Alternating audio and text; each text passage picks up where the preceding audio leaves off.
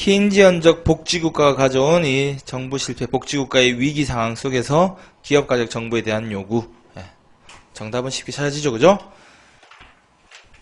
2번 문제 한번 보자. 자, 12년 국가직 9급시험. 미국, 영국 등 영미국가에서 강조하는 신공공관리 행정개혁의 방향과 거리가 먼 것은 1번 정책기능과 집행기능의 통합이 아니라 정책기능과 집행기능을 분리해서 정책기능은 어떻게? 스티어링, 방향잡기 기능은 핵심 기능은 남기고 집행기능은 시장으로 보낸 거죠, 그죠? 시장으로 보내는 기준이 어저께 칠판에 적었던 마켓 테스트 단계다, 그런 얘기를 했습니다. 2번 보면 정부와 시장 기능의 재정립, 그래서 시장으로 보낼 건 민영화 민간위탁 해버린 다음에 정부 역할을 축소해서 작은 정부를 지향하는 겁니다. 공공부문의 경쟁원리, 시장기제 도입하고 행정서비스 품질 향상 노력을 통해서 고객지향적 정부 있었죠, 그죠? 고객지향적 행정 있었습니다. 3번 신공공관리론의 특징으로 부적절한 것은 경쟁을 통한 공공서비스, 분권화, 성과에 대한 명확한 기준과 측정, 투입을 통한 공공서비스의 확대, 관리 및 감독의 민간기법 강조인데 뭐라 그랬죠? 투입이 아니라 성과를 강조한다 그랬었죠, 그죠? 자, 이 문제를 보고 저한테 성과에 대한 명확한 기준 측정이 어려운 게 한 개 아니었습니까? 그러니까 NPM은 성과평가를 강조하죠. 사명지향적, 임무지향적 정부, 그리고 성과에 의해 평가하겠다는 거죠. 관리의 재량권을 오히려 확대시켜준 다음에 성과에 의해 평가하겠다는 게 신공공관리론인데, 그래서 성과에 의한 평가를 하겠다는 게 신공공관리론의 주장입니다. 대신 이에 대한 이제 비판하는 입장에서 공공부문에서 성과 측정이 쉽지 않더라라는 지적을 한 거였고, 신공공관리론자들은 성과에 의한 평가를 해야 된다고 주장했던 거죠, 그죠? 네. 그래서 이제 4번이 더 확실하게 틀린 내용이 됩니다. 4번 문제 같은 거 생각보다 어렵지 않은 거야. 이렇게 자, 기업가적 정보에 대한 행정개혁과 거리가 먼 것은 1번 기업가적 정부란 공공부문의 시장 원리인 경쟁을 도입하고 국민을 고객으로 생각하는 기업가적 정신을 실천한다. 방향잡기보다 노젓기를 중시했습니까? 정부의 역할은 일일이 노져가는 게 비능률적이니 스티어링, 방향잡기를 잘하자고 한 거죠, 그죠? 네. 봐봐, 정답은 생각보다 쉽게 찾아진다니까. 자, 집권적 결정제 보다 참여, 팀워크, 분권화, 고객지향적 행정 이런 강조하는 거다, 그죠? 자, 쉬는 시간에 그렇게 좌절할 필요가 없었던 거야, 그죠? 6번이 좀 어려울 수 있겠다. 2005년에 여러분이, 자, 어느덧 10년 전이네. 10년 전에 여러분 선배들이 경북 9급이 붙기 위해서 풀었던 문제입니다. 자, 오스본과 플래스트릭의 OC 전략에 대한 설명으로 잘못된 것은? 자, 핵심 전략은 스티어링인데, 이거는 목표의 명확성을 확립하기 위한 것이다. 성과 전략은 성과평가를 도입하고자 한다. 통제 전략이 공무원의 권한을 축소합니까? 자, 통제권을 분권화 나눠준다고 했죠. 그죠? 전반적으로 신공공관리론은 뭐라고? 공무원의 권한을 축소합니까? 확대했죠. 재량권을 확대하고 성과에 의해 책임을 묻겠다는 거잖아. 그죠? 그런 전체적인 흐름과도 맞지 않고 통제 전략이 통제를 하겠다는 전략이 아니라 통제 권한을 위임해 준다는 거였죠. 그죠? 그래서 아까 뭐라 그랬죠? 그 학원에 데스크에 앉아 있는 직원분이 여러분이 원하는 동영상을 열어줄 수 있는 권한이 생기는 거였죠. 그죠? 오히려 반대 맥락에서 이야기하고 있습니다.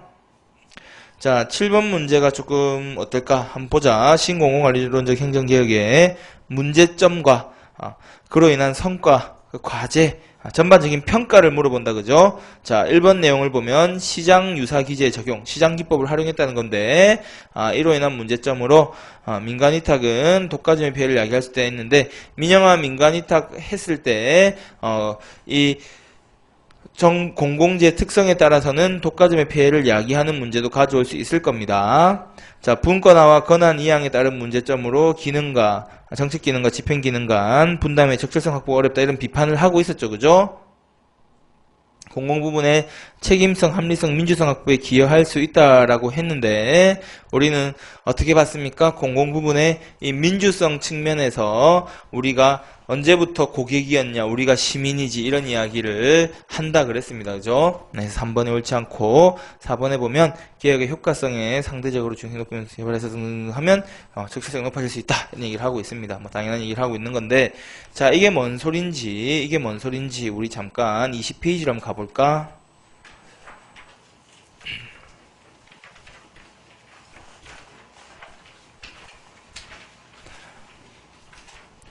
이게 뭔 소리냐면, 자, 리인벤팅 거버먼트 해서 정부 재창조하자. 그러면서 오스본 게벌러가 리인벤팅 거버먼트라고 하면서 정부를 재창조한다라고 하면서 기업가적 정부 운영의 10대 원리를 제시했죠. 그러면서 시장적인 시장 원리, 경쟁 원리, 그리고 이제 신관리주의에 따른 민간 경영법을 도입했습니다.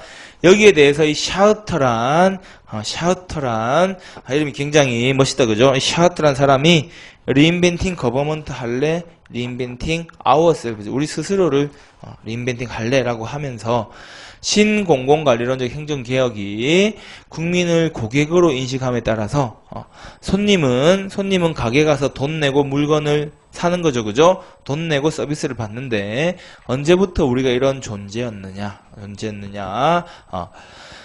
자, 우리는 원래 주인이었지 않느냐라고 하면서 리인벤팅 거버먼트 중요한 게 아니라 리인벤팅 시티즌십, 시민을 재창조, 시민성을 회복하자라고 하면서 주권자로서의 시민성을 강조한 게 리인벤팅 시티즌십입니다. 그러니까 이런 관점에서는 신공공관리론적 행정개혁이 시민성의 가치, 민주성 이런 가치를 훼손했다고 비판하는 겁니다. 자, 그래서 기존의 정부 재창조가 고객으로서의 시민성을 강조하는 신공공관리론에 입각해 있었고, 얘들은 신자유주의 사상, 시장 원리를 중시하고 고객주의 사상에 입각해서 어떻게 하면 정부 부분이 능률적일까?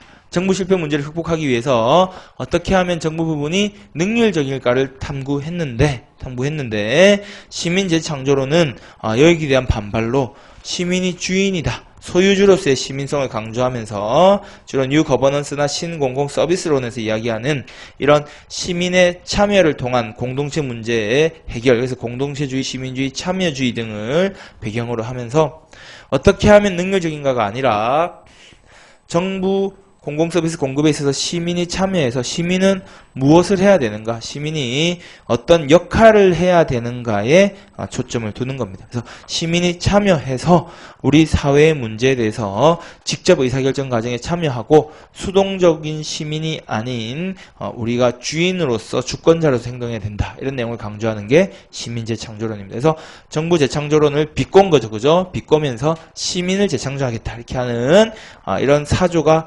일어나서 그게 한 페이지 앞에 있는 18페이지에 있는 신공공 서비스론의 등장을 가져오게 됩니다.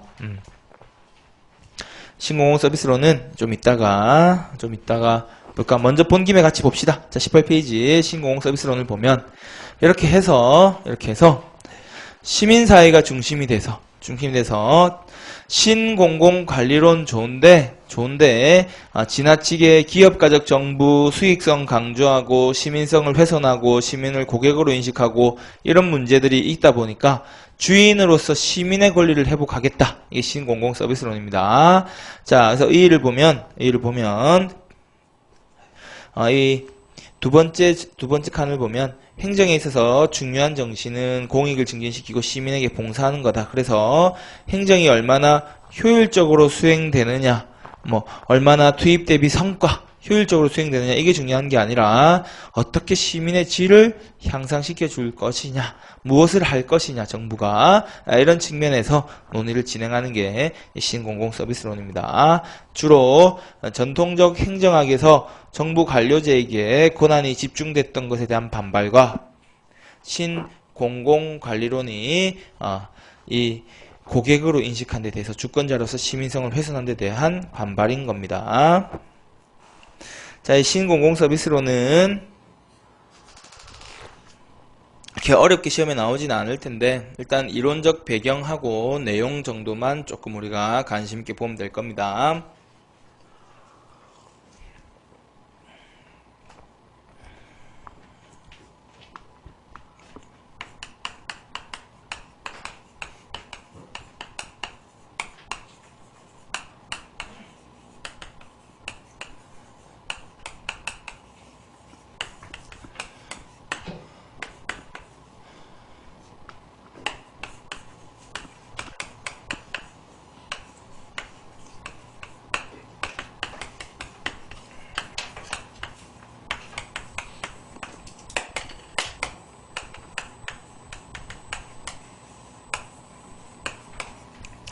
이제 정부 실패 문제를 극복하기 위해서 리인벤팅 거버먼트 해야 된다. 정부 재창조 하면서 등장한 신공공관리론은 이런 시장 원리, 가격 원리에서 기업가적 정부나 고객 지향적 행정을 통해서 수익성을 추구했죠. 그죠? 이런 과정에서 주권자인 시민을 돈 내고 물건 사는 고객으로 인식한 데 대한 반발이 생긴 겁니다. 그죠? 그래서 언제부터 주권자인 우리가 단지 돈 내고 물건 사는 손님 취급을 받아야 되느냐? 내가 손님이 아니라 따지고 보면 이 가게의 주인인 거잖아. 그죠?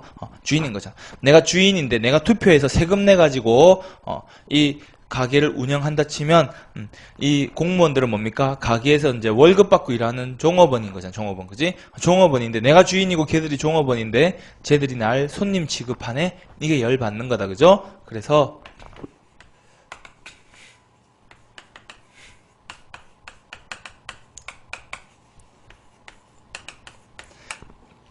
리인벤팅 시티즌십, 시민성의 부활을 통해서 우리가 시민 재창조라고 해서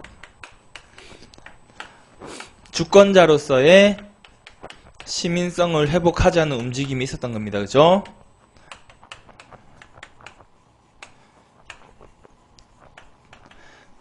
이런 관점의 연장선에서 뉴 퍼블릭 매니지먼트가 아니라 신공공 서비스론이 등장하게 됩니다. 그래서 신공공 서비스론은 관리, 매니지먼트 할 게 아니라 너네는 정부 조직은 우리 시민에게 서비스해라, 봉사해라 라는 걸 핵심으로 하는 겁니다. 봉사해라. 그래서 3번의 내용을 먼저 볼게요. 자, 데나르트 앤 데나르트라고 나오는데 오타가 아니라 부부라서 이렇게 이름이 이렇게 되는 거죠. 미국은 남편성을 닮아가니까 같이 쓰니까.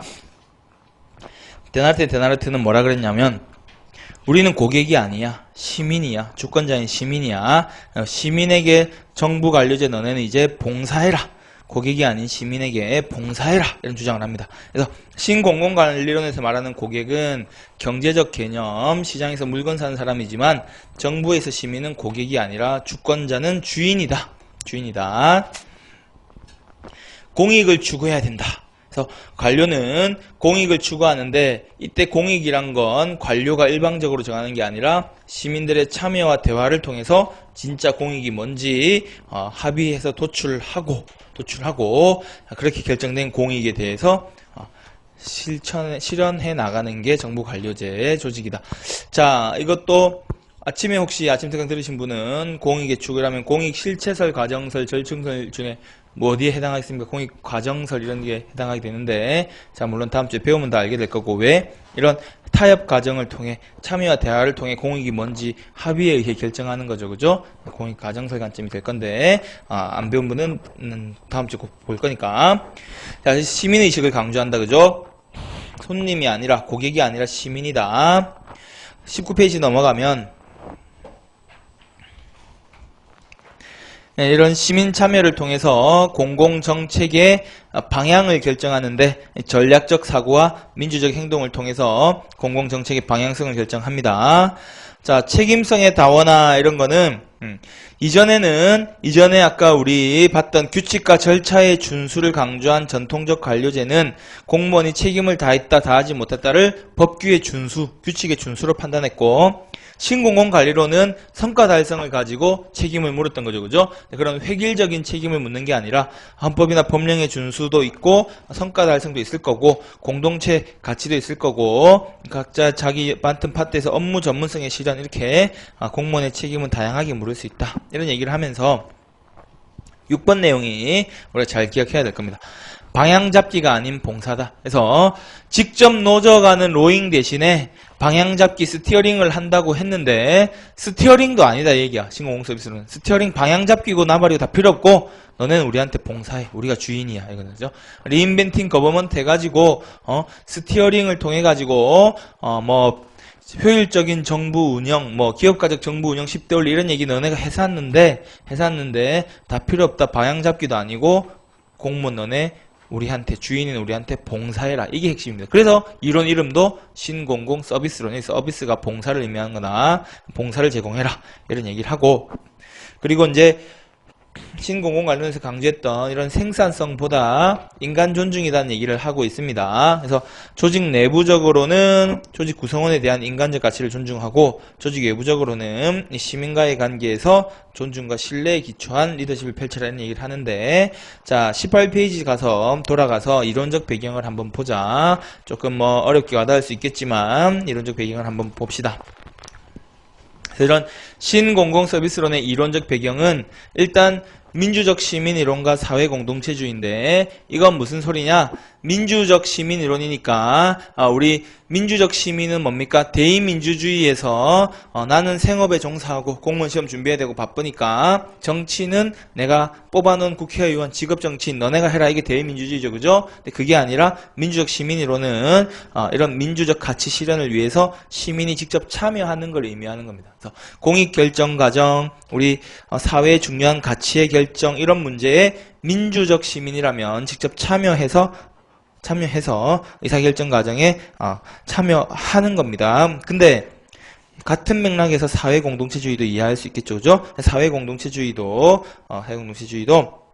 이런 사회 문제 해결을 위해서 우리가 공동체를 형성하고 공동체의 가치를 함께 실현해 나가는 겁니다. 역시 참여에 의한 민주주의와 같은 맥락이 흐르고 있습니다. 그래서 민주적 시민이론이나 사회공동체주의는 우리 사회 문제 해결을 위해서 시민의 참여를 가져오는 이론적 배경이 될 거고, 그 밑에 있는 조직인본주의는 자 무슨 얘기를 하는 거냐면, 앞서도 잠깐 봤는데, 자 어차피 뭐 다음씩 이거 거버넌스 할 때도 봐야 되는데, 우리가 이 전통적 관료제적 조직 구조가 왜 생겼냐를 생각해 봐야 되는 거야, 그죠? 그래서 한번 얘기했는지 모르겠는데, 예를 들어서 지금이 한 1900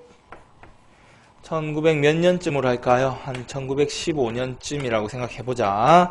1915년쯤에 제가 이제 제가 회사를 차렸다고 생각해 보자. 제가 돈을 끌어모아 가지고 사업을 한다, 그죠? 뭘 할까? 1915년에 장사될 만한 사업이 뭐가 있을까? 뻥튀기 공장을 하나 차렸다 생각해보자. 뻥튀기 공장 하나 차렸는데, 제가, 아니나 다를까, 생긴 대로, 나는 머슴 출신이었어. 딱 봐도, 그죠? 체형이 그냥, 어디 마당 쓸다가 온 애 같이 생겼잖아, 그죠? 마당새 같이 생겼죠, 그죠? 그냥, 머슴 출신인데, 내가 회사를 차린 거야. 돈을 끌어모아가지고. 회사를 차렸더니, 종업원이 필요하겠죠? 종업원을 모았더니, 딱 왔는데, 옛날에는 마당 쓸고 다닐 때 우리 주인집 자제분이 온 거야. 와가지고 이씨 이 양반 이러면서 나보고, 나 알지? 나 옛날에 네가 모시던 나 그죠? 이러면서 뭐라 합니까? 그래, 9시부터 6시까지 주 5일 근무하면 하루 4,000원씩 준다고? 나 피곤하니까 나 11시에 와서 5시에 갈게, 이렇게 얘기하는 거죠, 그죠? 그래서 아니 그렇게는 고용 못하지, 이렇게 얘기하니까 이 천한 것이 어디 돈을 모았다고, 이런 식으로, 그죠? 뭐죠? 이 근대적인 신분제 구조의 질서가 남아있는 상황 속에서 산업사회로 넘어가는 거라. 그럼 산업사회에서는 우리 고용관계가 뭐에 입각합니까? 계약에 입각하는 거죠, 그죠? 그래서 내가 하루에 얼만큼 생산, 몇 시 출근해서 몇 시에 퇴근하고 근로 조건을 설정한 다음에 한 달 일을 하면 계약에 따라서 월급을 주는 거잖아, 그죠? 근데 그게 월급 준다는데 와가지고 이 천한 것이 임마, 내 옛날에 양반일 때 너 마당 쓸던 놈이, 이런 식으로 나오면 내가 걔를 고용해서 관리를 할 수 있습니까, 없습니까? 관리가 안 되죠, 그죠? 우리나라 같은 경우에 더 한데, 여기가 이제 독일이라고 생각해보자. 독일에서 이제 내가 이 시대 때 하는데, 저 천한 농노 출신이, 내가 귀족 출신인데, 이런 인간이 있겠죠, 와가지고, 그죠? 근데 차라리 또, 걔는 말이라도 통하지. 얘 유럽 같은 경우에는 국가의 경계 개념이 약하잖아. 그러니까, 어느 놈은 폴란드에서 왔어. 그죠? 폴란드에서 왔고, 어느 놈은 오스트리아에서 왔는데, 어느 놈은 또 알바니아에서 왔어. 그래가지고 얘는 이슬람교를 믿는데, 그러다가 한참 공장 돌려. 컨베이어 벨트에 따라서, 우리 자동차 공장이면 차체 찍어 나오면 타이어 끼고 우리 이런 거 하잖아. 과학적 관련을 할 때, 그죠? 이렇게 해서, 이제 여기서, 백미러를 끼운 다음에 여기서 카시트 올리고 페인트 칠해서 생산 완성해야 되는데, 여기에 백미러 끼우는 애가 알바니아에서 왔는데 이슬람교회야. 일하다가 갑자기 딱 시간 되면은 갑자기 뛰쳐나와가지고 뒤에 가서 어느 쪽을 보고 절하죠? 이슬람교회들이 동쪽입니까 북쪽입니까? 하여튼 메카가 이슬람 성지가 있는 쪽을 바라보고 혼자 절을 막 하고 있어요. 절 6번 해야 다시 일할 수 있대. 그러면 이 컨베이어 벨트 멈출 겁니까? 그동안에? 이런 문제 생기죠. 그죠? 이런 신분제적 문제로 인해서 이 효율적인 관리가 안 되다 보니까 뭐가 나왔다? 전통적 관료제 조직은 업무의 규칙과 절차를 엄격하게 규정해 놓고 규칙과 절차에 의해서 통제 중심의 조직 운영이 이루어지는 게 전통적 관료제 구조의 핵심입니다. 이걸 위해서 규칙과 절차를, 그래서 업무는 분업화해서 각자에게 분업화된 임무를 담당하되 이 관리 통제가 중요하니까 혼자서 다 통제가 안 되니까 통제 가능한 범위로 따라서 다시 수직적인 분화가 이루어지는 거죠. 그죠? 통제 범위에 따라서 수직적인 분화가 다시 이루어져서 규칙과 절차에 의한 엄격한 통제가 이루어지는 겁니다. 그래서 네가 옛날에 쌍놈이었고 양반이었고 이런 건 관심 없고 네가 무슨 종교를 믿고 이런 건 관심 없고 오직 계약에 의해서 계약 내용은 업무상 지켜야 될 규칙 절차를 강제하고 그에 따라 보수를 지급하는 게 관료제 구조인 겁니다. 이래야 조직을 운영할 수 있겠죠. 그러니까 이제 이 신분제적 사회에서 산업사회로 나아가는 과정에 이상적인 조직관리 기법으로 도입된 게 관료제인데 이렇다 보니까 자, 이 초기에는 이런 게 필요한데 최근과 같은 이런 복잡해진 현대 상황 속에서 이런 게 오히려 문제가 되는데 첫 번째 문제는 뭐냐면 이렇게 안정적인 구조 속에서 이런 생산품을 만들어낼 때는 문제가 없는데 처해 있는 상황이 급변한다. 내가 맡고 있는 업무 단위의 환경이 급변하게 되면 그에 따라 신축적인 대응을 해야 되는데 신축적인 대응을 할 수가 없어. 왜? 규칙과 절차에 의해서 세세한 업무 하나하나가 다 강제돼 있으니까. 그죠? 내가 탄력적인 대응을 한 게 규칙에 대한 절차에 대한 위반이 되면 나는 처벌받는 거죠. 그죠? 나는 환경 변화에 빨리 적응하려고 했는데 그래서 그걸 통해서 오히려 생산성 향상하려고 했는데 이렇게 대응했다가 괜히 규칙 위반이라고 내 월급이 깎이느니 그냥 시킨 대로 일을 하는 게 나은 거죠. 그죠? 이런 문제가 생기는 거고 그래서 탄력적인 대응이 안 된다는 문제 또 여기서 대응해야 되면 그럼 어떻게 되겠습니까? 보고해서 결제받고 보고해서 결제받고 보고해서 결제받고 결제받은 다음에 다시 내려와야 됩니다. 그만큼 시간이 오래 걸리니까 신속적인 의사결정이 안 되겠죠. 그죠? 이런 게 이제 최근에 그래서 관료제적 구조가 문제가 있다. 그렇게 하면서 주로 우리 어제 봤던 이 신행정론 이야기할 때 급변하는 사회 문제, 소용돌이 치는 사회, 흑인 폭동 같은 게 튀어나오는 사회 속에서 미국의 정부 관료제는 왜 대응하지 못했느냐라고 얘기할 때 이런 신속한 대응이 안 된 부분도 있고 이런 관료제적 구조 내에서 이 주로 상부에는 누가 있습니까? 이 백인들이 있는 거죠. 그죠? 이들이 이 일선 관료들의 목소리에 혹은 귀를 기울이지 않고 혹은 시민들의 목소리에 귀를 기울이려면 시민들이 이 사람들 찾아가서 얘기하는 게 아닌 거죠. 그죠?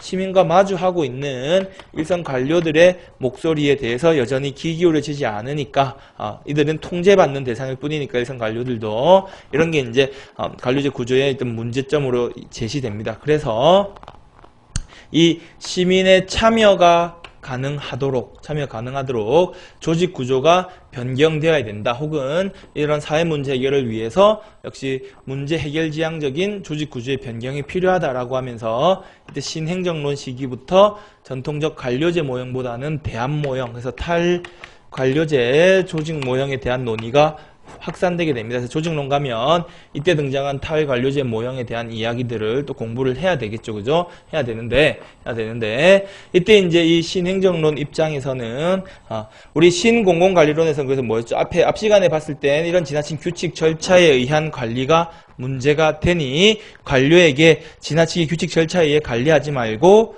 사명지향적 혹은 임무지향적, 그죠? 해야 될 업무를 통으로 맡기고 그 업무에 대해서 결과에 의해 성과에 의해 책임을 묻겠다는 게 사명지향적 정부였고 성과지향적 정부였고 그래서 관료의 재량권이 확대되는 거죠. 지나친 규칙과 절차에 의한 통제가 아니라 통으로 임무를 부여하고 그걸 달성했는지 아닌지로 판단하는 거니까 신행정론에서는 이런 지나친 관료제적 구조, 특히 규칙과 절차에 의한 이런 통제가 조직 내 민주성을 저해한다. 그래서 일선 관료가 시민의 목소리도 반영해야 되고 또 업무를 수행하다 보니까 그들이 느낀 것도 개선해야 될 부분도 있겠죠. 그들의 의견도 반영돼서 조직의 내용이 좀 다 조직 내용이 조직 관료제에 이런 내용들이 다 반영돼 가지고 조직의 개혁이 이루어져야 되는데 그런 게 안 되더라. 그래서 조직 운영함에 있어서 지나친 규칙과 절차에 의한 통제가 아니라 무엇보다 사람이 중요하지. 그래도 공무원 일하는 사람이 중요하지. 그래서 조직 운영에 있어서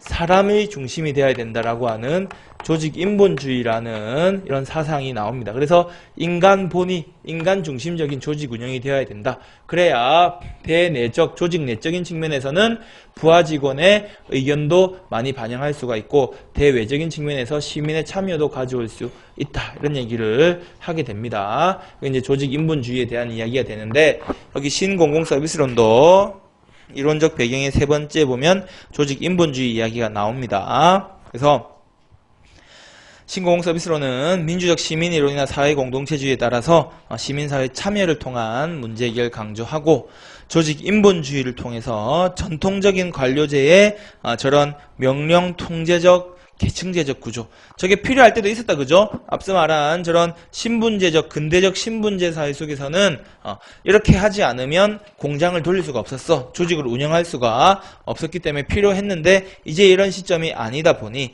이제는 반대로 이런 명령 통제적 계층제 구조가 오히려 구성원의 비인간화 문제를 초래한다. 그래서 인간적 가치를 반영한 조직 관리가 가능하도록 이런 조직 인본주의 관료제의 한계를 극복하자 이런 내용도 신공공 서비스론의 배경이 되는 겁니다. 그래서 조직 인본주의 밑에다가 신행정 가로 안에 신행정론에서 강조했다고 적혀있죠 그죠? 그래서 신행정론에서 이런 이야기가 나왔다. 왜? 저는 흑인 폭동 같은 상황을 보면서 왜 저런 가치들이 정부 관료제에 의해 실행되지 않고 있을까라고 볼 때 시민사회의 목소리가 정부 관료제 속으로 반영되지 못했던 배경 속에 보면 이런 계층제적 구조가 한몫을 했다라고 봤던 겁니다. 신행정론자들은. 자, 담론이론 어제 뭐에서 봤죠? 포스트 모더니즘 행정이론에서 폭스 밀러의 담론이론 봤었죠 그죠? 담론 뭐라 그랬죠? 뭐 어렵게 생각하지 말고 담론 이야기다 그죠? 이야기하고 토론해서 공동체 문제를 결정해 나간다는 거다. 담론 이론은 어제 후기 행태론에서 논리 실증주의에 대한 반박이었죠 그죠? 논리 실증주의에 입각한 합리적 의사결정에 대한 반박으로 참여를 통해서 다양한 참여자의 담론 이야기를 통해서 공공 문제를 결정한다는 거다. 적정수 담론이 필요하다 이런 얘기를 했었다 그죠? 자, 그래서 신공공 서비스론은 우리는 일단 첫 번째는 신공공관리론에 대한 반발로 등장했다. 반발로 시민 재창조 관점에서 들어왔다 보니까 시민성을 강조하는 거죠. 주인으로서 시민. 그러다 보니까 이론적 배경 보면 민주적 시민이론 사회공동체주의처럼 시민 참여를 강조하고 역시 조직 인본주의 관점에서 조직 내 구성원에 대한 인간적 대우 그리고 담론 이론 그래서 역시 후기행태론 관점에서 참여를 통한 담론 과정을 통해 공공의 문제를 결정해 나가는 겁니다. 주요 내용은 고객이 아닌 시민에게 봉사해라 이런 거고 공익추구 이 공익추구 과정에서 공익이 뭔지를 담론 이론에 입각해서 결정해 나가겠죠. 시민의 의식의 강조는 시민 참여를 강조하는 거고 19페이지 보면 이런 과정에서 참여를 통한 의견 수렴 과정, 공익 결정 과정에서 전략적 사고와 민주적 행동, 책임성의 다원화, 방향 잡기도 틀렸다, 봉사해라. 해서 7번에 있는 생산성보다 인간 존중, 조직 인본주의 관점에서 나온 겁니다. 그래서 생산성, 신공공 관리론에서 투입 대비 성과 강조하는데 그것보다 이런 인간 존중이 더 중요하다. 조직 인본주의 관점에서 이런 이야기를 하는 게 신공공 서비스는 이야기입니다. 그래서 공헌과 한계를 보면 공헌은 시민성을 회복시키고자 한 겁니다. 그죠? 고객이 아닌 시민으로서의 가치를 회복시키고 관료의 역할을 시민에 대한 봉사자로 새로운 역할을 부여했습니다. 담론 이론, 그래서 공익의 형성 이런 과정에서 보면 시민 참여에 의한 공익의 형성 과정을 중시했고 이 과정의 시민 참여를 통해서 정부와 시민의 신뢰 회복 이런 것들을 주장했습니다. 한계는 뭐냐면 한계는 민주성의 가치를 치중하다 보니까 사회 변화에 대응하기 위한 행정의 전문성과 능률성을 경시했다 이렇게 나오는데 이렇게 리인벤팅 거버먼트, 방향잡기 다 필요 없어. 리인벤팅 시티즌십, 봉사해라 이렇게 그죠? 방향잡기도 필요 없어. 봉사해라 이러다 보니까 이런 민주적 가치에는 도움이 될지 모르겠으나 그래도 행정개혁 처방들을 부정하고 나오는 거니까 행정의 전문성이나 능률성 부분에서 문제가 될 수 있습니다. 자, 한기 마지막에 보면 행정 책임성 문제가 생긴다 이랬는데 우리가 담론 이론이란 걸 이론적 배경으로 삼았는데 공익 형성 과정에서 담론 이론에 따라서 시민사회 참여를 통해서 공익을 결정했다. 근데 그 공익 내용이 잘못된 방향으로 흘러가게 되면 이게 시민사회가 책임을 질 거냐 정부가 책임을 질 거냐 이런 문제 생기겠죠. 그죠? 그래서 책임성 문제가 따라 나오게 됩니다. 자, 문제 한번 풀어보면 이번 내용처럼 2번 문제 먼저 보면 이런 식으로 이제 구급시험에 아마 나올고 거칠 수도 있다. 어떻게? 민주적 시민이론, 담론이론, 포스트 모더니즘 이런 내용을 이론적 토대로 삼고 있으며 정부 역할은 공유된 가치관을 창출하고 시민과 지역 공동체 사이의 이익을 중재, 협상하는 데 기여하는 거다 이렇게 나와 있습니다. 그죠? 그래서 신행정론, 공공선택론, 신공관리론, 신제도들이 다 아니고 신공공서비스론에 해당하겠죠. 그죠? 네. 그래서 신공공서비스론과 뉴 거버넌스가 같이 지문에 등장하지는 않을 겁니다. 이런 식의 표현이라면 그래서 보통 둘 중에 하나 이제 답이 될 텐데 여기서 신공공서비스론이 답이 되죠. 민주적 시민이론이나 담론 과정을 통해서 우리가 시민사회의 참여를 통해서 공동체 가치를 결정하는 겁니다. 1번 문제 보면 신공공서비스 이론의 원류라고 했는데 이론적 배경을 의미하는 거죠. 원류, 이론의 원류라는 건 이론의 배경이 아닌 것은 이렇게 물어보는데 민주적 시민이론, 시민참여를 강조한 이런 민주적 시민이론과 포스트 모던 행정이론의 담론 이론에 기반하고 있었죠. 그죠? 네. 조직 인본주의가 어디서 나왔다고요? 신행정학에서. 그죠? 공공선택 이론은 시장성을 강조하는 거잖아. 공공선택 이론은 공공재의 생산자로서 정부, 공공재 소비자로서 고객으로 인식하는 거고 이런 공공선택 이론이나 합리선택적 제도주의, 신공공관리론은 다 같은 맥락으로 흐르고 있는 겁니다. 그죠? 근데 여기서는 그런 시장을 강조하는 게 아니라 시민이 직접 참여해야 되고 시민이 직접 참여해서 공익을 결정해야 되고 그렇게 결정한 공익에 대해서 정부가 알려지는 생산성, 효율성 이런 말 하지 말고 그냥 닥치고 봉사해라라는 거죠. 그지? 그러니까 5번이 당연히 답이 안 되겠죠. 그죠? 자, 21페이지 3번 문제.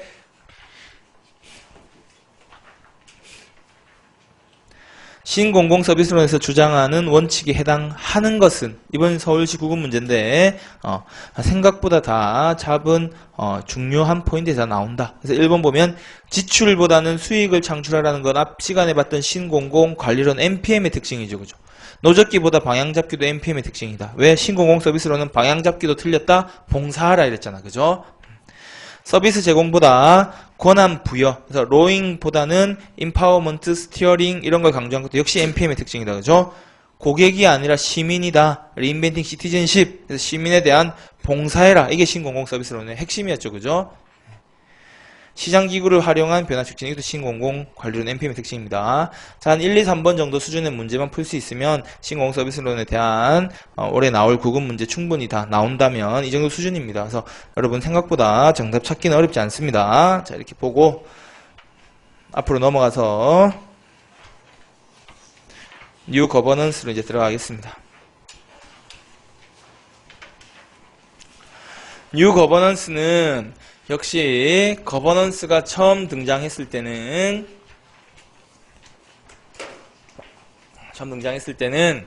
도대체 거버넌스가 뭔데 라는 논의가 많았던 거야. 그래서 말 그대로 거버넌스란 무엇인가 하는 한 30페이지짜리 논문들도 막 나오고 이렇게 했는데 이제는 그런 논의 더 이상 빠져있지 않습니다. 왜? 이제는 정리가 다 됐으니까. 그래서 전통적인 관점에서는 원래 전통적인 정부 거버먼트를 대체하는 개념으로 거버넌스를 이해했을 때는 도대체 거버넌스가 뭔가에 대해서 학자들이 의견이 많이 나눴던 거다. 그래서 이 거버넌스의 개념에 대해서 학자들이 내가 생각할 때 거버넌스는 이런 거야 라는 이야기들을 막 늘어났겠죠. 그죠? 이렇게 늘어난 이야기 중에서 우리는 두 사람의 논의를 볼 겁니다.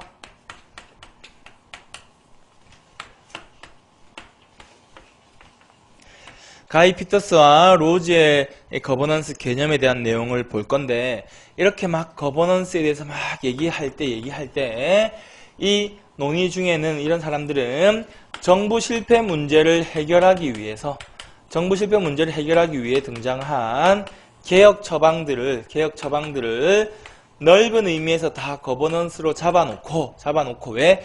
전통적 정부 관료제가 거버먼트인데 정부 실패했다. 거버먼트가 실패했다라는 측면에서 거버먼트 실패에 대응되는 새로운 처방들을 다 거버넌스로 보고 이론을 막 전개했던 거야. 그러다 보니까 뭔 소리야 싶었던 거야. 뭔 소리야. 도대체 거버넌스는 뭐야? NPM 신공공관리론 막 공부했는데 거버넌스 막 설명하면서 신공공관리론을 포함하고 있고 막 이래. 이 도대체 뭔 소리야? 그래서 막 논의를 하다가 이제는 논의에 대한 정리가 끝났어. 이제는 우리는 거버넌스 하면 뭘로 기억하면 된다고?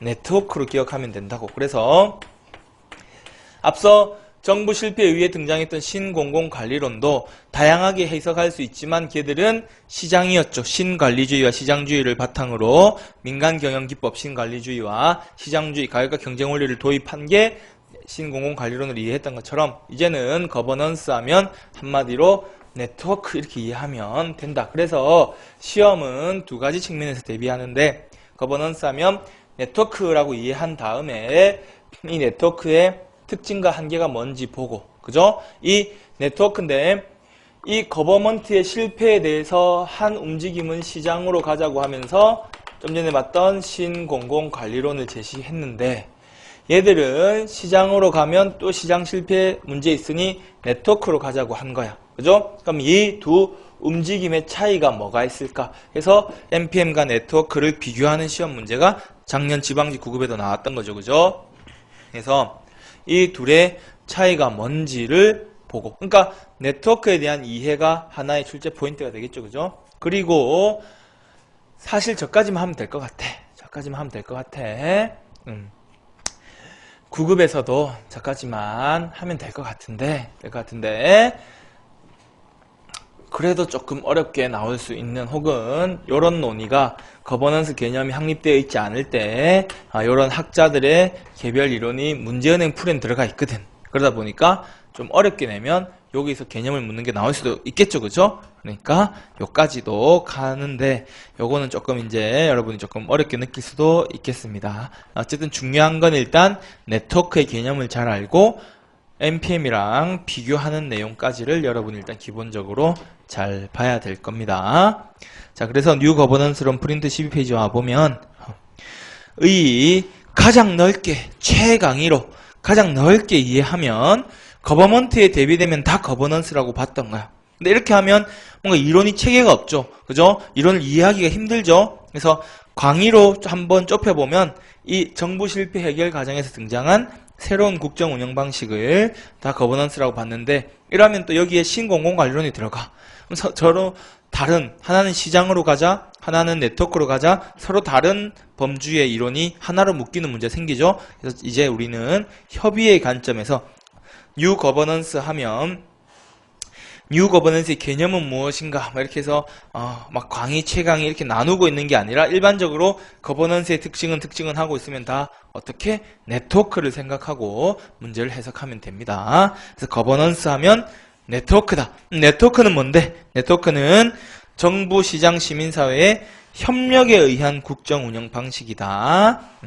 그래서 처음에 이 막 거버넌스 들어왔을 때 막 개념이 뭐냐 막 이럴 때 우리가 협치라는 용어를 썼다. 협동적 통치.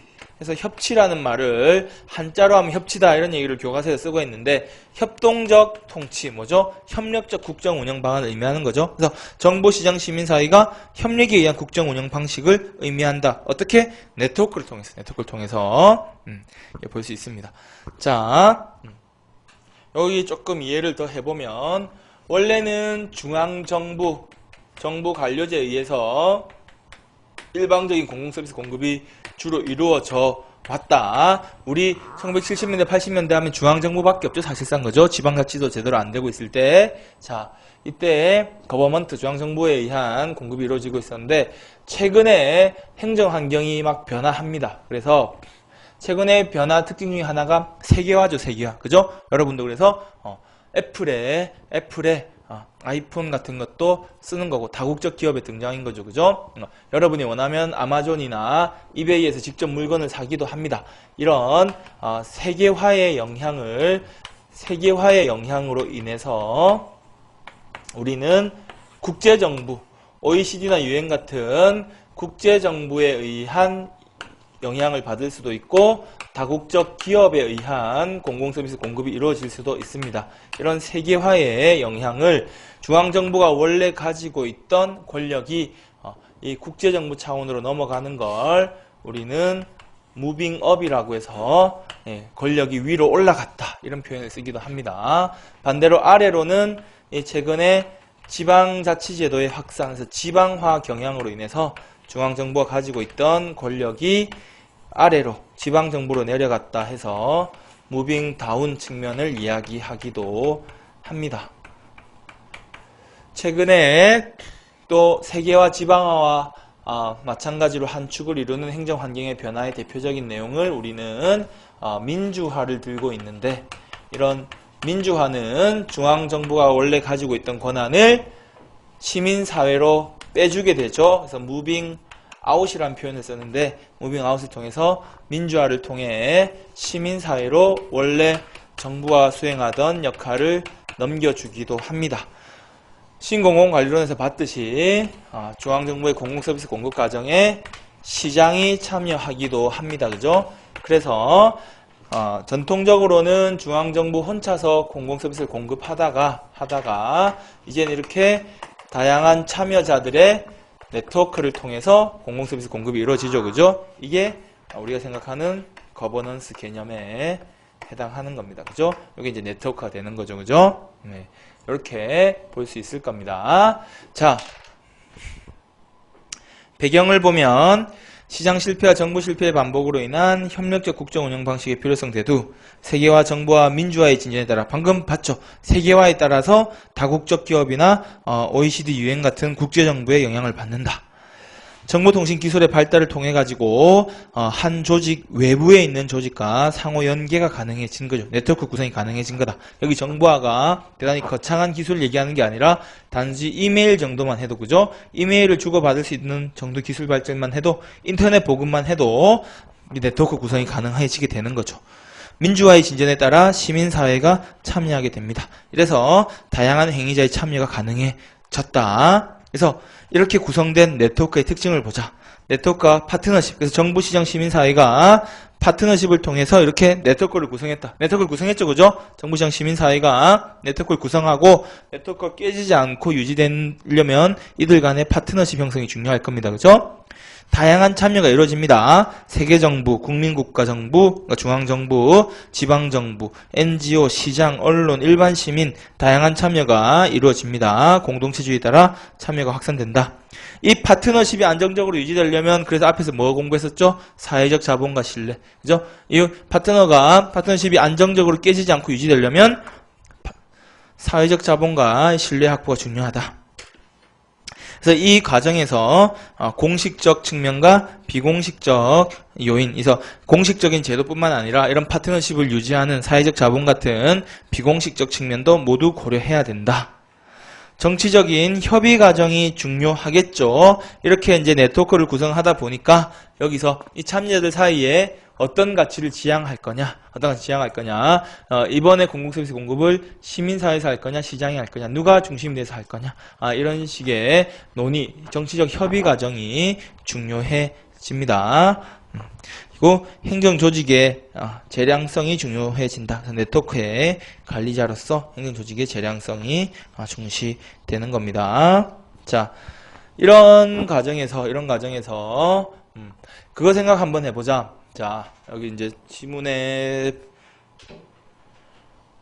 빠져 있는데, 자, 우리 공공서비스 공급에서 그때 안철수 바이러스 연구소 보조금 지급 기억납니까? 바이러스 새롭게 트로이 목마를 더 넘어서는 뭔가 심각한 바이러스가 나왔다. 이렇게 개발해야 되는데 정부는 그에 대해서 지식이 없으니까 그죠? 여기 이제 다양한 기제 중에 우리가 시장에 있는 안철수 바이러스 연구소에다가 보조금을 줄 테니 백신을 개발해라 이렇게 할 수도 있겠죠, 그죠? 근데 그렇게 되면 정부는 보조금을 줄 뿐이고 바이러스 개발은 여기서 주로 하게 될 텐데 이때 이제 안철수 바이러스 연구소 혼자서 대응하기 힘들다 이러면 또 뭐 있습니까? 알약 있죠, 알약. 알약 이러면 없어 보이나? 이스트 소프트입니까? 그래서 이스트 소프트 여기도 너네도 참가해. 너네도 참가해서 같이 너네 아이디어 합해가지고 같이 문제를 해결하자. 이런 식으로 네트워크를 구성해서 문제를 해결한다. 그러면 이때 이 새롭게 대두된 이 문제를 해결하기 위한 중심은 중앙정부보다는 얘들이 정보를 가지고 있으니까 이 네트워크에서 중심은 이쪽에 흘러가 있겠죠. 그죠? 중심이 꼭 중앙정부에 있는 건 아니고 이런 참여자가 중심이 될 수도 있고 그래서 이 중심 세력이 여러 개일 수도 있죠. 그죠? 그래서 네트워크의 중심 세력은 여러 집단일 수도 있고 아예 없을 수도 있고 중앙정부가 꼭 이런 중심에 있는 건 아니다. 다만 중앙정부는 이런 네트워크가 깨지지 않고 유지되어서 성과를 달성할 수 있게끔 조정자로서의 역할이 중요하겠죠. 그죠? 네트워크의 조정자로서의 역할이 중요할 겁니다. 자, 이 협의의 거버넌스의 한계로 한번 넘어가 보면 일단 네트워크에 대한 개념에 대한 합의가 이루어지지 않으면 개혁의 수사로 거치고 말 가능성이 있다. 그래서 어디까지 네트워크 구성자, 참여자이며 네트워크 역할이 어디까지며 무엇을 해야 되는지에 대한 개념이 명확하게 설정되지 않으면 적용의 한계가 있을 수 있다. 책임 소재가 불분명할 수 있다. 이렇게 해서 네트워크 운영했는데 이 바이러스 개발이 실패하면 얘네 연구소가 잘못한 건지 알약이 잘못한 건지 정부가 조정자 역할을 잘못한 건지 이런 책임 문제가 생기겠죠. 그죠? 정부 능력의 퇴화 현상. 여기서 역시 정부도 직접 노져가면서 일일이 프로그램을 개발하는 게 아니라 시장으로 혹은 네트워크를 구성해서 기능을 넘겨줍니다. 그러다 보니까 정부가 수행하던 역할, 원래 정부가 수행하던 역할 중에서 외부로 넘기고 뻥 뚫린 영역이 발생하겠죠. 공동화 국가 현상이고 그래서 원래 정부가 가지고 있던 능력이 점점 줄어드니까 정부 능력의 퇴화 문제가 생긴다. 이 과정에서 참여자들 간의 정책 담합 가능성이 있는 거죠. 그래서 중앙정부랑 얘들이랑 하는데 얘들끼리 담합해서 이 뭡니까? 세금을 낭비하는 문제가 생길 수 있을 겁니다. 4대강 이 건설 사업자들이랑 다 헤쳐먹고 국민 세금 낭비한 이런 게 정책 담합 가능성이 있다. 거래 비용 증가 가능성. 그래서 여기서 네트워크 참여자를 선정해야 되겠죠. 그죠? 선정하기 위해서 알약이 바이러스 개발을 잘하는지 V3 연구소가 잘하는지 이런 거 알아보는 과정에서 비용이 발생하고 알약이 잘한다고 추천받아서 했더니 얘들은 바이러스보다는 그냥 압축 프로그램 알집을 잘 만들었을 뿐이었던 거야. 이런 게 나오면 잘못 선택한 거죠. 그죠? 그럼 부랴부랴 다시 얘들이랑 계약 해지하면 뭡니까? 또 해지하다 보면 소송 걸리고 막 이러다 보면 비용이 발생하겠죠. 이런 거래 비용 증가에 문제가 따릅니다.